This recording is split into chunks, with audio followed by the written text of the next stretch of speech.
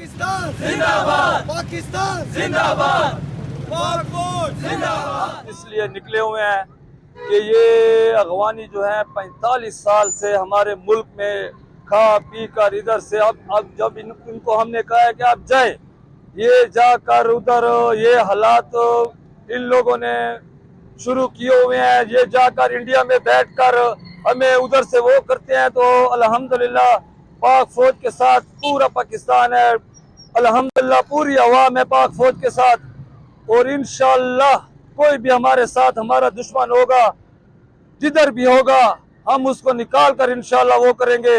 जो भी हमारी रीट को चैलेंज करेगा इंशाअल्लाह हम उसको भरपूर जवाब देंगे। जो भी हमारे साथ जिधर भी कुछ भी करना चाहेगा हम उसको भरपूर जवाब देंगे। और इंशाअल्लाह पाक फौज के साथ हैं, पाक फौज के लिए जान माल हर चीज कुर्बान है। वस्सलाम। अपनी टी खान की आवाम के साथ पाक फौज जिंदाबाद ये एक नारा नहीं है, ये एक हकीकत है कि पाक फौज जिंदाबाद, पाकिस्तान जिंदाबाद। अगर हम सोते हैं, हमारे बच्चे सोते हैं, तो पाक आर्मी जागती है और हम लोग सोते हैं। पहली बात। दूसरी बात यह है कि जो दुश्मन अनासर हमारे पाकिस्तान को खत्म करना चाहते हैं, ये उनका ख्वाब है और इंशाअल्लाह ये उनका ख्वाब ही रह जाएगा।